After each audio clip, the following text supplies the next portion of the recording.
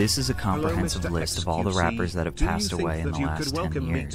This list contains everyone from Juice WRLD, who had an accidental overdose, to OG rapper Coolio, who passed from a heart attack. Insane. However, when an artist gets taken out by someone else, it cuts a little deeper.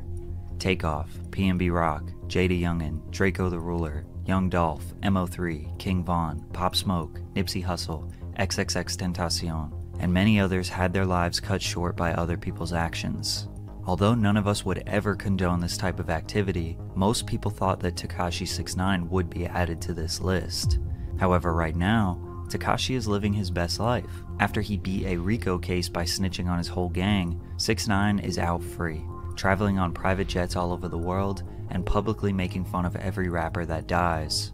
A lot of people believe that Tekashi has a target on his back, and every single day that goes by, he is one step closer to his permanent demise.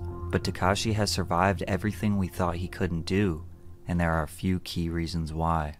When 6ix9ine was released from jail in mid-2020, he remained quiet for a month. Nobody knew if he was ever going to show his face again publicly. To their surprise, the release of his song Gooba proved that he had no intentions of going anywhere. And to take it one step further, in the music video he embraced the label of being a rat or a snitch, after cooperating with the federal government to indict 12 of his former 9 Trey Blood gang members. Some of those men won't be getting out until 2030. The music video broke the YouTube record for the most views in the first 24 hours for a hip-hop song. Meek Mill tweeted that the song was trash and made fun of him for still claiming to be a gangster. Lil TJ said that he was the king of New York, and he doesn't like all that snitch rainbow hair shit going on in his city. Keep in mind that being labeled a snitch in hip-hop can potentially end someone's career, but a lot of 6ix9ine's fans empathized with him. He said his ex-gang members set him up, robbed him, assaulted the mother of his child, and even planned to kill him. Why would he remain loyal to the people that wouldn't do the same for him? Whereas his adversaries say that he shouldn't have gotten into this life if he wasn't ready to accept the consequences.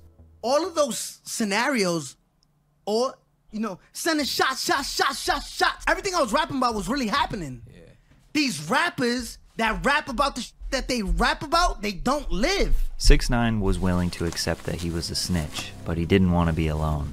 He had a list of rappers he was going to expose on an Instagram Live to over 700,000 people, starting with Meek Mill. In 2019, Meek thanked a woman named Desiree Perez for helping him finally put his legal troubles behind him. Tekashi exposed that Desiree was a federal informant in the 90s. Perez, the wife of longtime Jay-Z wingman Juan Perez, became a cooperating witness for the DEA in the 1990s, after her 1994 arrest for possession of 35 kilos of cocaine. Perez struck a deal with the feds, agreeing to wear hidden wires to record her meetings with major cocaine traffickers. 6ix9ine was confused why Meek would make fun of him, but then go and work with a federal informant. He went especially hard on Meek since this was all a promotional campaign for his track called Trolls with Nicki Minaj, who had a previous intimate relationship with Meek. He then called out Future, who posted on Instagram, "I believe if you hang with a snitch, you a snitch and deserve to expire." But Tekashi pointed out that Future hangs around people that 6ix9ine considers snitches. He then called out Snoop Dogg, exposing alleged paperwork of Snoop Dogg snitching in the 90s, and using a video of Suge Knight admitting that Snoop Dogg was a snitch as proof. 6ix9ine genuinely believes that any other rapper would do exactly what he did if they were in his situation.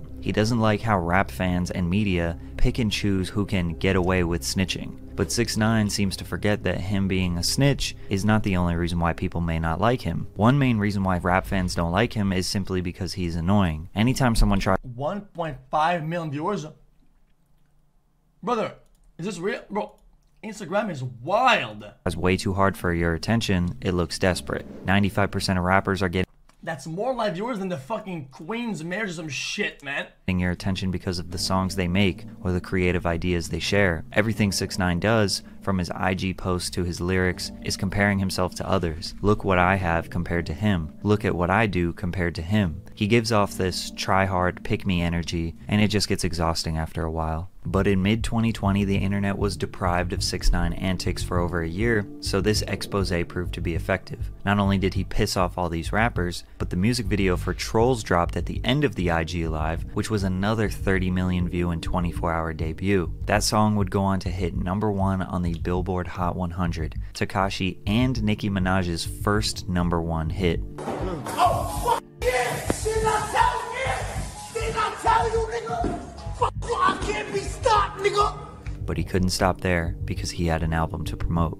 6ix9ine's enemies swore he couldn't go outside. He was only safe inside of his house. So he went to the dangerous south side of Chicago to prove them wrong. Before he showed up, he posted a video mocking Chirac rapper Lil Reese. 6ix9ine recreated a viral video where Reese was allegedly caught off guard, jumped, and then defecated on himself. People swore he was going to get himself killed for this. But when 6ix9ine was in Chicago, you could see at least 3 huge security guards watching around the corner. He was also seen at the mall absolutely swarmed with security. 6ix9ine would obviously be an idiot to walk around without security, and anyone trying to do something to him in public while he was around security would be just as stupid, especially considering his work with the federal government. But regardless, 6ix9ine's views skyrocketed and his enemies were embarrassed.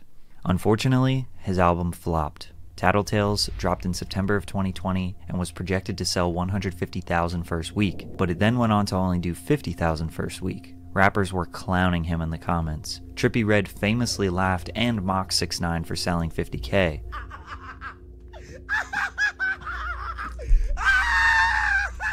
Then just last week in 2023, Trippie sold 50K with 22 features, including the biggest rappers in the music industry. But the only person who can really troll to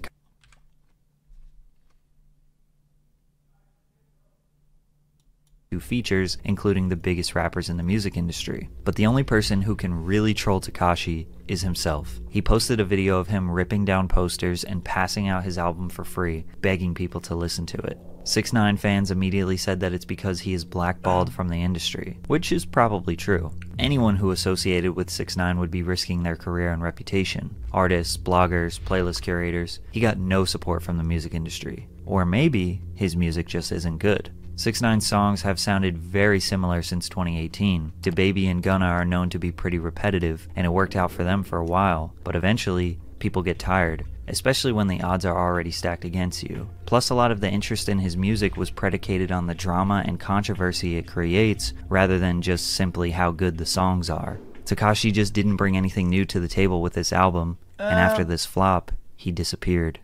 His return in 2021 started with more beef. He pulled up on Meek Mill outside of a club in Miami.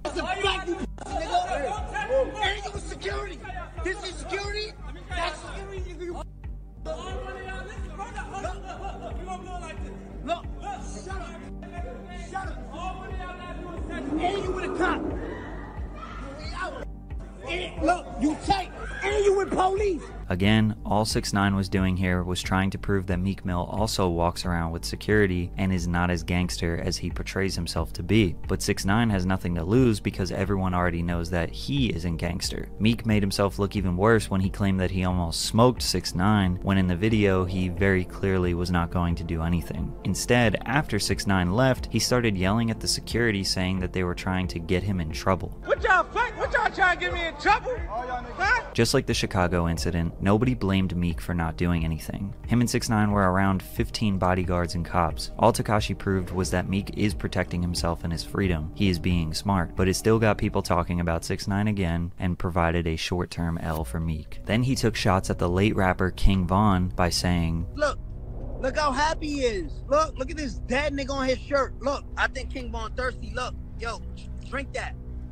I'ma pee on you, nigga. That nigga Von rest in piss, nigga. I don't got cat rat, nigga. He even DM'd King Von's sister a picture of Von's body after the autopsy. Fans were disgusted at this evil behavior. However, King Von, Lil Durk, and their fans would famously scream that they were smoking Tuka, and would constantly make fun of Tuka, who was a 15-year-old boy from Chicago who got shot at the bus stop. 6ix9ine was wondering why people would praise Von for the same behavior they hated 6ix9ine for. And he did have a point, people were agreeing with him, but it still seemed random for 6ix9ine to just attack the late King Von. He looked extremely desperate for attention, especially when you consider that all of this happened after a 6-month hiatus conveniently surrounding the release of his song Zaza. Then once he gets his attention, promotes his song, he disappears again for... I feel like a lot of times, right or wrong though, when somebody's like 15 or somebody's like underage like that, you have to give them, I don't know, I don't like when people like involved in stuff like that, you know? I don't know. I think it makes the whole thing just weird. I think it's Noticing weird a pattern here. However, in 2022, we saw a different side of 6ix9ine when he and Steve Will Do It started hanging out. They had been friends for a while now, but the only time fans saw 6ix9ine in 2022 was in Steve's vlogs. In those vlogs, he was Danny, meaning he didn't portray any character. He was kind, funny, and appreciated by Steve's audience. This was the first time we ever saw who 6ix9ine truly was. They were giving away money to underprivileged communities and doing philanthropic work. It seemed like he might pursue a second career as a content creator, or maybe he was finally done with his rap beefs. But we were wrong, because he portrayed Steve for more short-term clout. 6ix9ine tricked Steve into doing a video collaboration with a young man named Perkio. Perkio was going viral for looking exactly like Lil Durk. Durk even supported him and brought him on stage at one of his concerts. Steve trusted 6ix9ine and thought that Perkio was a paid actor. When he got there, Tekashi pressed Perkio and forced him to wear a jacket with King Von on the back, trying to again stir up some drama with Lil Durk. Conveniently, 6ix9ine was releasing a song and NFT project called Gine at this time, which is why he randomly started creating beefs again. Steve went on an apology tour on various podcasts because people blamed him for accelerating a dangerous rap beef. And even though Steve was taken advantage of, he apologized. He even gifted Perkio with $20K, and 6ix9ine got what he wanted yet again. But something happened recently that has worked in Tekashi's favor. Currently, Young Thug and his label YSL are facing a major racketeering case, similar to the one that 6ix9ine and 9 Trey were facing just 3 years ago. YSL is basically facing every charge from armed robbery to murder. 26 members of the label were arrested in May of 2020. One of those members... Off stream, dude, I've been watching a bunch of that trial, and one from xXx and Tentacion. I find it to be kind of an eye-opener.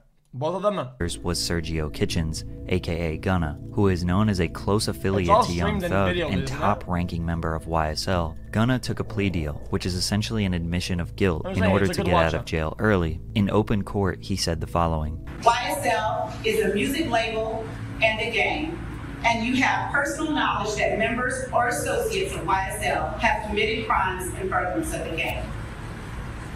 Yes, ma'am. You're not admitted to your crime. You just told the court that YSL is a gang. So now you just f***ed up your man's defense. You not owning up to your case, nigga. You a fucking rat, nigga. That's it, nigga. Then Tekashi pointed out how no rappers are publicly trashing Gunna because he is well respected and they like his music. But they were totally fine with making fun of Tekashi. Which is true. Rappers, blogs, media outlets, none of them have really blatantly said that they don't support Gunna. What you guys is saying says you. That's the whole point of what he's saying. His focal point, that's what he's saying, focus on it, is that people labeled him as a rat. So he's saying, yo, that was rat, because they both are. Of course it says you. That's the whole basis of the argument. Anymore. YSL co-founder Mondo shared his thoughts about Gunna. You took a plea saying that you the main artist, brother. You the main artist, my brother. You capped down talking about some, but you know this a game, and on top of that, you got caught with something and it wasn't yours. So who else was it? Who doing shit like that? Who doing that? Hey boy, you didn't have nothing. Your shit gonna get dropped, brother. You know that, bro. What the hell? You panic. But the funny thing is, 6ix9ine was right. The general public does not care. The whole sentiment online is that people will still support Gunna's music regardless of what happened. 6ix9ine has successfully convinced people that these rappers are maybe not as gangster as they say they are. This YSL case, along with the unsettling numbers of artists. Like I was saying, it's always about the content, because music is content, or the media. It's never about the actual things that happen. That's just how people are. Who have died in the past few years, fans are doubling down on not the public, the commenters. It's never about the actual things that happen. It's always about the fucking content that they make. Always. Oh, it's insane. Wanting their favorite rappers to be gangsters. They want them to be artists. They want them to make music, be safe, and live a good life. But I don't think that rap fans realizing this has helped 6ix9ine's career. When Lil TJ got shot, 6ix9ine laughed at him. When PNB Rock got shot, 6ix9ine made fun of him. If something bad happens to any other rapper, he feels obligated and justified to point and laugh because that didn't happen to him. Why? Because he knows that people would do the same if he got shot. If 6ix9ine was taken out, nobody would be surprised. A lot of people wouldn't even have remorse considering how many people he has taunted. He is too far gone now. But when 21 Savage spoke about 6ix9ine, it made me realize why he isn't dead. Even if I seen him, I don't got no intention to do nothing to you. You just a rat. You go your way, I go my way. You don't mean to smoke. Just cause you call a nigga a rat, that don't mean you gotta kill him when you see him. That's just like saying any nigga you call a bitch, you gotta kill him. If you see a fan on the internet comment shit and you say, man, bro, what the fuck? Bro, that's like one of the most base thing he said in like ever. Wait, how is this man so base head? Hello? shut your little call a nigga a rat. Bro, that's all I've always been saying. The fuck? I'm not even writing it. I'm just saying it. I'm saying resulting to violence. Just violence is trash. You just a rat. You go your way, I go my way. It don't mean it's smoke. Just cause you call a nigga a rat, that don't mean you gotta kill him when you see him. That's just like saying. Obviously, I'm glazing. I agree with this. I agree with this. If you see a fan on the internet comment shit and you say, man, shut your little. I'm the biggest glazer of non-violence, yo. Weird ass up. Oh, when I see you, I gotta do something to you. That ain't how that go. You could feel a type of way about a nigga and a nigga go their way and you go your way. A lot of the rappers that clowned on Tekashi don't necessarily want him dead. Maybe they just don't like him. Maybe he was an easy target for some jokes. In most cases, it was Tekashi who escalated these beefs. And the more you think about it, it seems like 6ix9ine is the one who cares the most about what other people think. And all these other rappers are usually just minding their own business. But let's be honest, anyone who would attempt at 6ix9ine would never be able to beat the case. And is that guy really worth throwing your life away for? No. And 6ix9ine knows this. So he's gonna keep up his antics, and most likely, nobody's gonna do anything.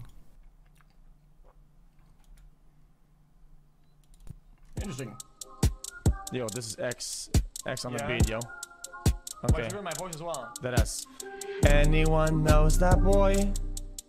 I don't know, he's just so soy. Anyone knows that boy? I don't know, he's just so soy.